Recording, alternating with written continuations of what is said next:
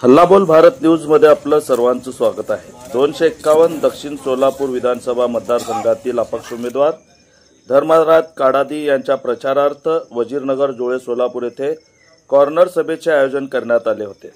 Corner सभेद्वारे त्या भागातील नागरिकांशी संवाद साधण्यात आला। कॉर्नर सभेचे प्रमुख पाहुणे राष्ट्रवादी शरदचंद्र पवार पक्षाचे ज्येष्ठ नेते शंकरराव पाटील, शरदचंद्र पवार पक्षाचे प्रदेश युवक उपाध्यक्ष प्रशांत बाबर, तर या कार्यक्रमाचे आयोजक राष्ट्रवादी शरदचंद्र पवार पक्ष ओबीसी विभाग कार्याध्यक्ष मुसा अत्तार, अब्दुल रहीम पठाण, डॉक्टर मकानदार हे उपस्थित होते।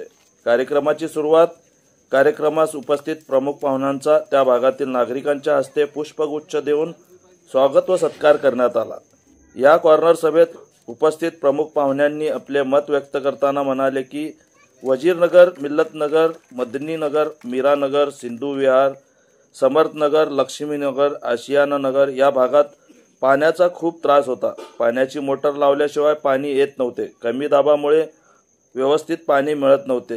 राष्ट्रवादी शरदचंद्र पवार पक्षाचे प्रदेश युवक उपाध्यक्ष प्रशांत बाबर यांच्या प्रयत्नाने 1,71,00,000 रुपयाची निधी उपलब्ध करून देऊन पाण्याची पाईपलाईन मंजूर करून देण्यात आली आणि या भागातील पाण्याचा प्रश्न कायमस्वरूपी मिटला।